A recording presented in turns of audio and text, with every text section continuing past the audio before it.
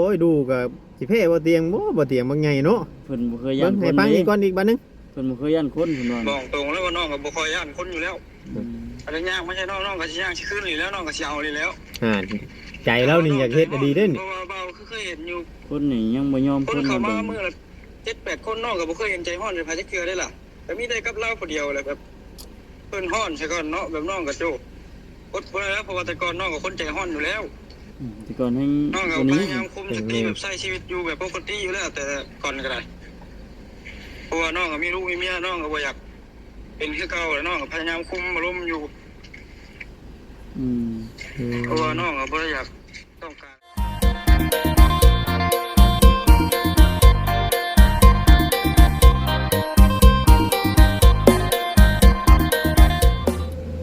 กับสบายดีน้องพ่อแม่พี่น้อง FC เบิร์ดสุขุสุคนเนาะเพียงเนาะ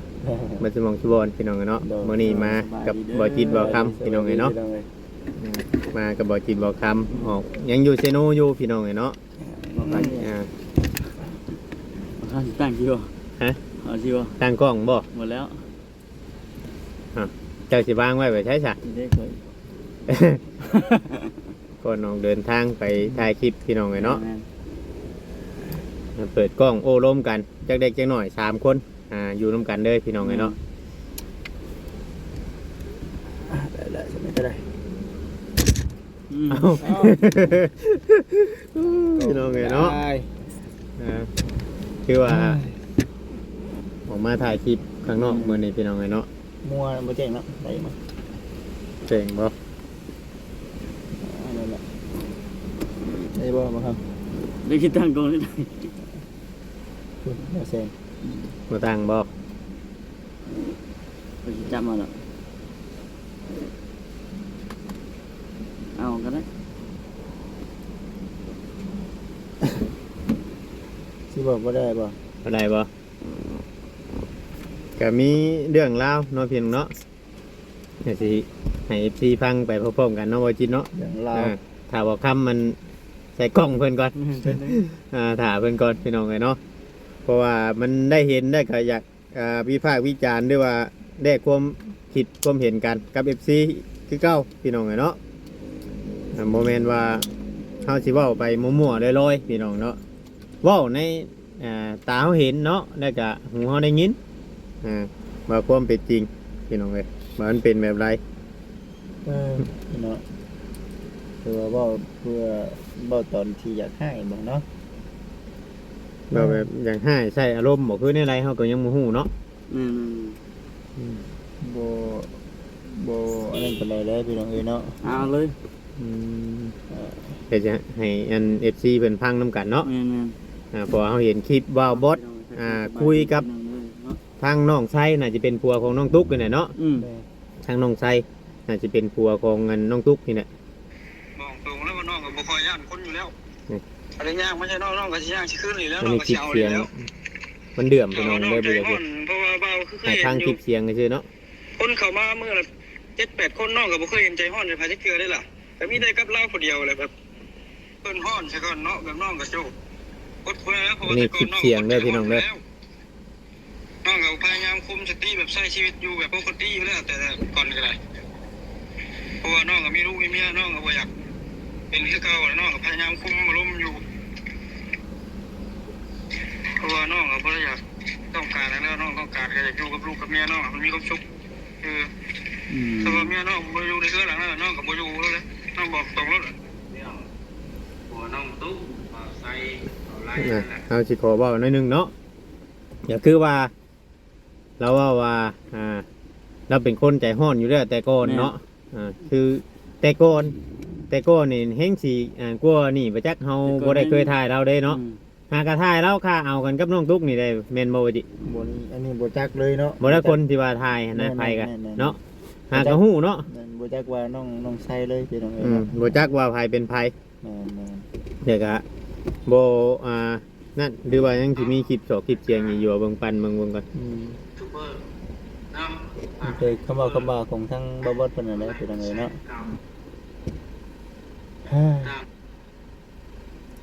ผมไม่ต้องวันที่เก่ามาแล้วก็ได้ แจ้งในรายบาท เพราะนี่เป็นคำบอกของทางบ่เด้ง มาบอสตัวนี้เนาะ แม่น อืม แบบว่าบ่ได้โทรใส่กันเนาะแค่คลิปเสียงเนาะคลิปเสียงสนทนากันคุยกันเนาะสัญญาณบ่อย่างแห้งแถวนี้ มั เฮ้ย นมีสัญญาณเลย บ่มีสัญญาณ คือว่าคำบก อันนี้ก่อนสิไปตัดชินนะมีแต่ว่าเฮาพากันเว้าโอ้ลมกันซื่อเนาะ คือว่าก่อนสิไปพังบ่เตียงเพิ่นไปเคลียร์ในมื้อนี้เนาะ FC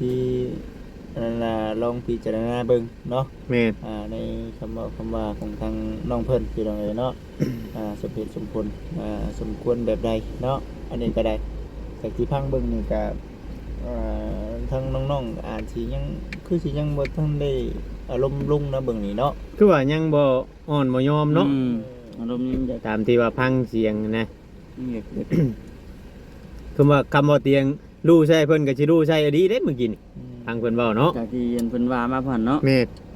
คำบ่เตียงรู้ใช่ก็รู้ใช่โอ้ยดูก็สิเพ่บ่เตียงบ่เตียงบ่ไงเนาะ เพิ่นบ่เคยย่า เบิ่ น ง คน ให้ฟัง เด้ อีกก่อนอีกบัดนึง เพิ่นบ่เคยย่านคนเพิ่นว่า บอกตรงแล้วว่าน้องก็บ่ค่อยย่านคนอยู่แล้ว อืม อันนี้ย่างไม่ใช่น้องก็สิย่างสิขึ้นนี่แล้วน้องก็สิเอานี่แล้ว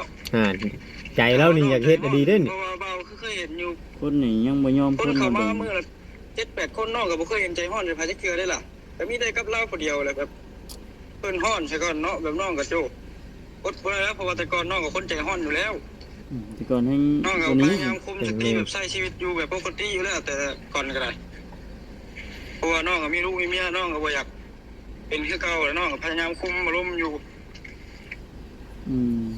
เพราะว่าน้องก็บ่ได้อยากต้องการแล้วน้องต้องการแค่อยากอยู่กับลูกกับเมียน้องมันมีความสุขคือ ถ้าว่าเมียน้องบ่อยู่ในเครื่องหลังนั้นน้องก็บ่อยู่แล้วเลยน้องบอกตรงแล้วแหละ อืม เนาะ เว้าง่ายๆว่ายังบ่ได้พังไผ อืม เอาก็ลงมากิน แม่นคลิปหาก็ลงไป50นาทีเอาเบิ่งคลิปเอาลงไป50นาทีที่แล้วเขาอาจจะคุยกันก่อนนี่นั่นนี่เพื่อเราเฮ็ดคลิปเฮ็ดหยัง เนาะ แล้วก็ยังแบบบ่ได้ฟังเหตุฟังผลนะบ่จิตแบบว่าโลกโซเชียลคุมื้อนี่ไปฮอดใช้แล้วเนาะ ระวัง ยังเว้าคำเก่าอยู่นะยังเว้าคำเก่าได้ความก้าวร้าวให้ทางผู้ใหญ่ผู้รักผู้ใหญ่เพิ่นเพราะว่าออกมายังกล้าเว้านะเรายังกล้าเว้าอยู่ยังบ่สำนึกอยู่นะตามที่ข่อยฟัง ตัวนี้พังเบิ่งเด้อ แบ พี่ บ น้อง บ่ เด้อ ฮู้ เนาะ ผิดบ่ฮู้ถูกด้วยนะเนาะ อืม บางคนนี่เนาะ พังเบิ่งว่าไปเบิ่งมื้อนี้เนาะเพราะว่าทางทีมงานนี่ก็สิไปพังเบิ่งในการตัดสินของทางผู้หลักผู้ใหญ่เนาะ เพิ่นจะเอาแบบไรสิ หรือว่าไปน้ำกันหลายคนนั่นแหละพี่น้องเอ้ยเนาะไปน้ำกันหลายคนไปพังเบิ่งไปอยู่ในเหตุการณ์ว่าคำว่าของทางน้องๆเพิ่นเนาะสิเป็นจังได๋ปรับเปลี่ยนเนาะทางครอบครัวเพิ่นสิ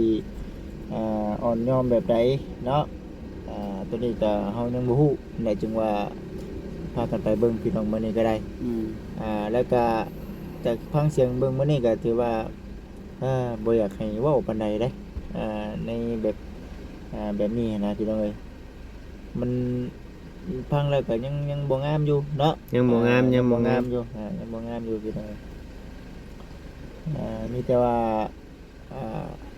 ค่อยว่ากันได้ขนมไปมื้อนี้ก็ได้เนาะเพราะว่ามีปากเสียงกันอีกมื้อนี้ก็โอ้ยเนาะบ่ได้เนาะ แม่น ฟังเบิ่ง บาดอัน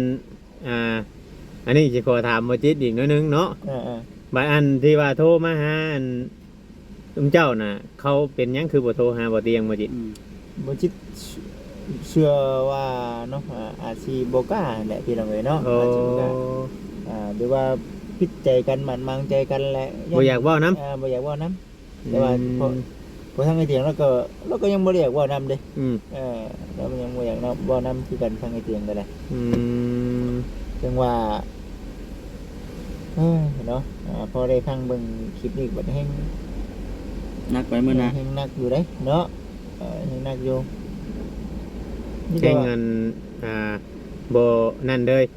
FC รอฟังแบบว่าคำขอโทษจากปากน้องๆแล้วก็จากปากของเงิน พ่อกับแม่ พ่อกับแม่แต่ก็ยังบ่ได้ยิน อืม เนาะ สมควรบ่จ้ะบ่สมควรขอโทษบ่ดู โอ้ยคำเป็นเฮาเจ้าค่อยนี่ขอโทษก็แต่มือโทรหาเจ้าทำบิดพุ่นแล้วก็พ่อในขี่รถจักรมานี่ ต้องนบมือขอโทษบ่เตียงเด้ออันข่อยเบิ่งในคลิปมาเนาะ เฮามารุ่นเบิ่ง เดี๋ยวอันนี้บัดเด้อเนาะ เฮามารุ่นเบิ่งมื้อนี้ได้ ว่าสิมีบ่แบบนี้เนาะตัวนี้เลยพี่น้องเอ้ยเพราะว่าเป็นหยังคือว่าซั่นเนาะโอ้ยนี่นะผู้รักผู้ใหญ่คันว่าไปไกลเกลี่ยให้คันว่าดินดอนต้นหญ้าเป็นของน้องตุ๊กมื้อนี้นะก็โอ้ยสมควรเนาะสมควรขอบมุกขอบใจแล้วก็ขอโทษทั้งอ้ายเพิ่นนำเนาะ แม่น เพราะฉะนั้นก็โอ้ยอยากให้ขึ้นใหม่แล้วก็ถ้าหากว่า ใจตองเบิ่งเนาะ แม่นถ้าหากว่ายังเว่าแข็งแบบนี้เนี่ยซีเมนต์แนวบ่หั่นนะพี่น้องเอ้ยเนาะซีเมนต์แนวเอาให้บ่เนาะ แม่น แต่ว่าก็เว้าในเฉพาะเฮาซื่อดอกว่า แม่นแม่น อ่า แต่ว่าผู้รักผู้ใหญ่เพิ่นสิคิดเห็นแนวไหนเนาะ แม่น ในเรื่องนี้ มัน แล้วก็ มีหลายคนพี่น้องมีหลายคนบ่จิตถามหลายคนอยู่บางเทื่อบางทีก็บ่ FC เพิ่นก็คิดเห็นกันเข้ามาหลายเนาะว่าจินเนาะ บ่ให้ไปช่วยคนอื่นขายให้คนอื่นไม่ทันอันนี้คือFC คอมเมนต์กันเข้ามาหลาย FC คอมเมนต์กันเข้ามาว่าให้ขายได้เอาเก็บให้บ่เตียงนี่เก็บเงินไว้ สมมุติว่าบัตรเขาอันผู้น้องเดือดร้อนน่ะไปทำมามีบ่งซื้อแล้วไปซื้ออยู่บนไหม อืม วันนี้สมมุติว่าขาย จักสิได้เท่าไรอีกเนาะ แม่น ว่าที่ดินกับมันกับนั่นนี่บางเทื่อบางทีสมมุติว่าเฮาอยากขายนี่อยากขายปึ๊บปั๊บนี่ก็บ่ได้เรื่องขายดินนี่เนาะ ใช้เวลา บ่ได้ใช้เวลาเพราะว่าถ้าเป็นน้องตุ๊กบ่แม่นถ้าเป็นน้องติ๊กหรือว่าน้องมิกน้องเตนี่ สมมุติว่าให้เราไปอยู่หั่นนี่บ่เวียงว่าบ่ส่งสิกล้าไปอยู่เนาะ บ่มีใครบ่กล้าหรอกพี่น้องเนาะ แม่น ที่ชื่อว่าบ่กล้าแน่นอนเนาะ บ่ส่งสิกล้า บ่กล้าแน่นอนมีแต่ว่าตอนนี้คนที่อยู่ได้คือน้องเนาะน้องตุ๊กเนาะ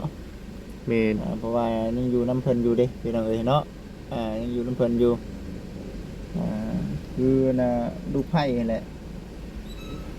คือทางน้องติ๊กน้องมิกเนี่ยว่าอยู่บ่ได้แหละเนาะอยู่บ่ได้พี่น้องเอ้ย อืม โอ้ยเนาะจังว่าพอฟังเบิ่งอยู่นี่ก็โอ้พิจารณาเบิ่งเอ้ยเนาะ แต่หน้าเบิ่ง คือว่าเพิ่นสิอ่อนสิยอมเนาะ แม่น อืม อันนี้ก็เฮาก็หาก็เห็นคลิปเมื่อกี้นี้พี่น้องกันเนาะคิดว่าเพิ่นสิบ่เว้าหยังได้แหละในอันให้แก่ทางบ่เตียงเนาะ อืม ว่าง่ายว่าคิดว่าเขาสิเงียบว่าง่ายใช่ เงียบตั้งแต่ คิดว่า มื้อ เขา นั้น สิเงียบแล้วก็ภายไทม์แล้วก็คือสิบ่บ่บอกว่าง่ายใช่เนาะรอให้มาคุยกันให้มันจบ แม่ แล้วก็ยังมีปลอดปลดเป็ดออกมาอยู่แบบ เนาะ บ่สำนึกว่าง่ายใช่ยังบ่สำนึกแต่ก็ยังบ่ขอโทษเราแต่เราเองก็คือว่าหั่นแหละจักที่เราสิเห็นคลิปนี้หรือบ่เพราะว่าเรายังบ่สนใจหรอกเพราะว่าเรามุ่งหน้าคือว่าสิ เอาน้องแต่ไปเคลียร์หรือว่าเอาไปคุยให้มันจบในมื้อนี้ เพราะว่าทางน้องแต่ คือว่า กา การ ร เงียวเนาะ แม่นอยู่บ้านดงมังเงี้ยวอยู่ทางเฮือนของสาวนางเนาะ แม่ เฮือนของเอ้ยนาง เอ้ยนาง ทางบ่เตียงเอาไปไว้เมื่อคืนนี่คือว่าไว้เด้อเราเดินทางการเฮ็ดเวียกของเราเนาะ แม่นไว้ ไว้ตรวจจัดพี่น้องเลยเนาะตรวจจัดอะดี จังว่าเราพังเบิ่งพี่น้องเอ้ยเนาะมันสิเป็นจังไดมันสิจบอันน่ะแบบใดในเรื่องของทางน้องเพิ่นนี่ก็ได้ไปได้บ่เดินทางได้บ่เออ ถ้ามันเป็นแบบนี้แล้วก็มีแต่ว่าให้ FC พิจารณาเบิ่งเนาะคอมเมนต์กันเข้ามาคอมเมนต์กันเข้ามาเบิ่งพี่น้องเลยเนาะว่ามันสิเป็นแบบไรเรื่องอันที่ว่าสมมุติว่าที่จริงนั่นตามที่คอมเมนต์เฮาเห็นหลายคอมเมนต์นี่คือว่าทาง FC นี่เพิ่นว่าอยากเอาออกพุ่นได้เนาะแบบใด ของครอบอันชื่อของเขาบ่ดอกบ่ไรนี่นะมัน อืม ชื่อของครอบครัวของชื่อเพิ่นนะแต่ว่าเฮาก็ยังบ่ฮู้แท้ได้นี่น่ะต้องไปพัง ต้องรุ่นเบิ่งมื้อนี้ แม่ นะบ่ได้ก็ได้ ต้องพังเบิ่งผู้ใหญ่ เบิ่ เพิ่ ง นเพราะว่าผู้ใหญ่เพิ่นสิ ให้คำตอบมาเนาะ เว้าเองบัดนี้ผู้ใหญ่เพิ่นสิบอกเอง แม่น บ่แม่นไอ้เตียง เพราะว่าผู้ใหญ่เพิ่นอาจจะคุยกันแล้วเนาะกับทางบ่เตียง แม่น ว่าเป็นแนวใดจังว่าพี่น้องเอ้ยเนาะแสดงความก้าวร้าวหรือว่าความนั่นอันนี้ให้ FC เบิ่งนี่ก็มันบ่งามคือว่าอันนี้ว่าทุกคนก็เข้าไปหันก็เพื่อให้น้องๆนะเขาเจ้าได้เนาะ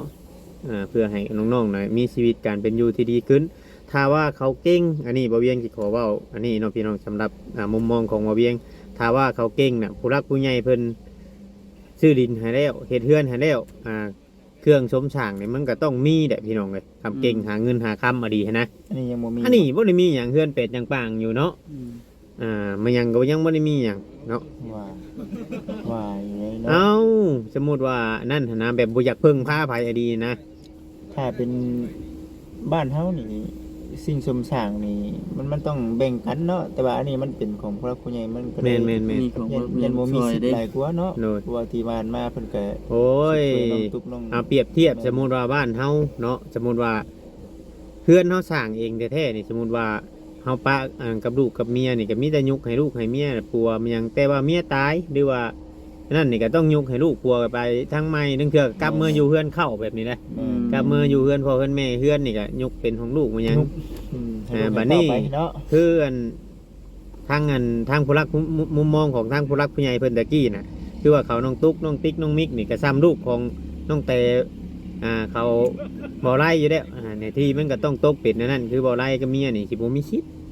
เพราะเฮาไปกันบ่ได้เด้ แม่นมันนี่ประเด็นนี่คือว่ายังบ่ได้แต่งได้ขอหากแต่ว่าเอาชื่อบ่ไล่เขาเนาะที่จริงเนี่ยผู้ใหญ่เพิ่นว่าสิซื้อให้แต่ทางน้องเตผู้เดียวตะกี้เนาะ คิดนั่นแหละคิดว่าสิบ่เป็นแนวนี้แล้วก็อันคุมหักคุมแพงยันน้อยใจกันเนาะ บ่กับตะกี้ก็ทางเฮาได้ยินในคลิปเนาะทางน้องเตว่าถ้าบ่เอาเข้านี่ถ้าบ่เอาชื่อของอันบ่ไล่เข้านี่เรื่องแห่งสิยากแต่ตะกี้พุ่นได้ เขาแม่นเขาคุยกันอยู่แล้วเพราะว่าเห็นในคลิปอยู่เพิ่นเว้าอยู่ถ้าบ่เอาเข้าบ่เอาชื่อเขาบ่ไล่เข้านี่แห่งสิยากพ่อแม่เพิ่นพุกแห่งสิบุญวายตั้งแต่แรก ตัวนี้ก็ยังโอ้ปัญหาเนาะปัญหา พอได้ยินคลิปนี่ก็ฟังเสียงคลิปนี่ก็โอ้ยิ่ง คือไปมื้อหน้าเด้ แม่น แบบบ่ยอมบ่อ่อนไผนะ ยอมบ่อ่อนเลย มื้อนี้ก็พังเบิ่งมื้อนี้เนาะ มื้อนั้นเจ้าเข้าไปอยู่ในเหตุการณ์สิขอถามอีก อย่าให้กันได้ถามเรื่อยนี่เจ้าเข้าไปอยู่ในเหตุการณ์ในอันทางบ่ไล่ก็อยู่นํกันได้บ่อยู่พร้อมกันบ่ น้องไล่นี่ อยู่ในเฮือนบ่ว่าสิ มันขี่รถหนีไปแล้วบ่ก็บ่จัก ตอนที่เกิดเรื่องหั่น แม่ ได้ น อ๋อบ่เตียงนี่ถามบ่ไล่ก่อน ถามบ่ไล่แล้วจังมาถามน้องไส แม่น แบบนี้บ่อ๋อโดยบ่เตียงนี่ถามบ่ไล่แล้วยังมาถามน้องไสเนาะ แม่น แต่ก็บ่ไล่นี่แสดงความก้าวร้าวก่อนเนาะ บ่ได้นี่คือ ตอนที่นั่งมัดหัวนั่ง แม่น คนตีนี่ คนตีตอกหัวเฮ็ดปึ้งปึ้งปังแบบบ่พังไผหั่นนะ แม่น กับ เอาเบิ่งอันนี้ FC ว่าบ่เวียงว่าบ่แม่นทางน้องไล่ได้อันเป็นคนที่เป็นคนที่เฮ็ดน่ะว่าน้องใช้ว่าผัวน้องตุ๊กว่าเพิ่นอาจจะบ่เบิ่งคลิปบ่เบิดหรือว่าแนวใดเนาะพี่น้องเนาะ สองคนเลย ตามเฮาเบิ่งพฤติกรรมนี่มันเบิดทั้งสองนะ บ่ทั้งสอง การกระทำเนาะการกระทำมันก็บ่งบอกอยู่แล้ว แม่นเบิดทั้งสองคนน่ะก็จังมาอันบ่ไล่หนีเนาะ แต่ว่าแม่นแต่ว่าน้องไล่นี่สิเป็นคนแบบใจร้อนอยู่แต่แบบอะไรบ่เข้าใจยันเอาหนีย่างไปเลยนะ เป็นแบบนี้แต่เพิ่นผู้ทางน้องไส้นี่สิชู้เนาะบ่มักใจบ่พอใจนี่คืออย่างเข้าไปหาเนาะ บัดนี้สิขอถามอีกเทื่อนึงบัดนี้เนี่ยบัดหลังจากเกิดเรื่องบ่พอขี่รถจักรเข้ามานี่ เบิ่งคือกันโอ้บ่จิตก็แม่นหลังจากว่าเกิดเรื่องเนาะ พอได้ขี่รถจักรเข้ามา แม่น แล้วก็บ่ได้ขอโทษบ่ ตัวนี้บ่ได้บ่มี แต่ที่เคยได้ยินคือว่าตุ๊กหนีตุ๊กหนีออกจากนี่บ่ แม่ เอาลูกไผ่ ไป บ่ ตามในบ้านในขั้นตอนแรกเราขึ้นมาแล้ว อ๋อ เราขึ้นมาแล้วเราอันน่ะไปตามในบ้านมัน ในบ้านน่ะยังบ่มา เนี่ยในบ้านยังบ่มา อืม ตอนพ่อนี่ยันแม่นไปนำในบ้านเนี่ย อืม ไปนำในบ้านพี่น้องเอ้ยจังอันน่ะบ่เห็นตอนลงไม้ลงมืออันน่ะก็สิว่านี่ อืม ยันแม่นตัวนี้แหละ มันสนมุนบางเทื่อบางทีก็อึ้งเบ่เลย อ๋อแปลว่ามันอยู่ในสถานการณ์นั้น แม่น ก็เลยอันนั้นหากแต่ว่าพ่อมาแล้วก็ พอมาแล้วก็ให้ทั้งไอ้เตียงเราคุยกับทั้งในบ้าน อืม นั่นแหละจังว่า คุยโทรศัพท์ แม่นคุย แต่ก็เงินเบิดเนาะ เงินเบิดแล้วก็ไอ้เตียงโทรไปโอ้ยมันคักบ่แน่ก็เลย ขึ้นไปเพื่อนในบ้าน ขึ้นไปเฮ็ดเลยแบบ มือไปคือบ่เห็นคลิป เขาอันน้องใช้น่ะไปนํอยู่บ่ไปหาในบ้านคือเห็นแต่น้องได้ เขานั่งอยู่หลังบ่ ไปแม่นั่งอยู่ข้าง เลย หลัง เลยอย่างนี้เนาะ แม่นเอ้าบ่จิตถามอยู่เด้เขาเจ้าบ่เอาหยังเด้นะพี่น้องเด้อเนาะ เขาเว้าในมื้อนั้นบ่ ถามเบิดครอบครัวแหละเขาเจ้าบ่เอาหยังเลย อืม แต่ว่าพอมาปรับเปลี่ยนนี่ก็อ้าวคือเป็นอันนี้ก็ ใส่กลับมาคิดอยู่เฮือนอีกเทื่อหนึงนะเบิ่ง กลับมาคิดอยู่เฮือนแล้วก็จังเลยโทรใส่เจ้า แม่น โทรใส่เจ้าว่าให้มาไกลเกลี่ย แม่ ว่าสิให้ภัยกันแท้ แม่ อืม อันนั้นจังว่าพังเบิ่งมื้อนี้แหละนี่นะมื้อนี้ว่าผู้ใหญ่เพิ่นสิตัดสินใจให้แบบใดเลยว่าพังเบิ่งคลิปนี้ก็ FC พิจารณาเบิ่งเนาะสำหรับทั้ง FC กับทั้งเฮาเองนี่ก็ได้แต่พังนั่นแหละพี่น้องเอ้ย แม่น ขึ้นอยู่กับทั้งผู้หลักผู้ใหญ่เพิ่น ตัดสินเนาะ ในการตัดสินใจพังเบิ่งสิ่งที่เฮารุ่นอยู่เดี๋ยวนี้เพิ่นสิ เฮารุ่นก็บ่แตกต่างกับ FC ดอกเนาะอยากฮู้คือกัน เพิ่นสิขอโทษบ่เท่านั้นแหละบัดนี้ไปตอนนี้เมื่อไปสิไปรุ่นเบิ่งพี่น้องเอ้ยเนาะตัวนี้เด้อ ไปเบิ่งไปชมกันเนาะ แม่น โอ้ ๆ ย ไปซะเนาะ พี่ ถึง อง เวลาเดี๋ยวเฮาสิได้พากันไปอันนั้นได้อพี่น้องเอ้ย แม่น เนาะ แม่น ทางต่อ เป็นทางต่อปานนี้พี่น้อง ทางต่อ ถ้าว่าได้ความคิดความเห็นกันเนาะถ้าว่ามันบ่ถูกบ่ต้องก็ให้บอกให้หยังเนาะ ก่อนไปตัดสินเด้อพี่น้องได้ยินคำนี้ก็โอ้อ่อนเด้อพี่น้องเด้อเนาะ อ่อนบ่ อ่อนบ่ฮู้ว่าภาพการจักซีแบบสารบนจักซีแบบ จักสิเป็นแบบไร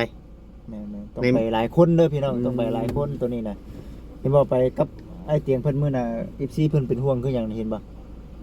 ยังดีเด้บ่ลงไม้ลงมือพี่น้องเอ้ยเนาะ อืม จังว่าไปนํกันหลายคนมื้อนี้นะ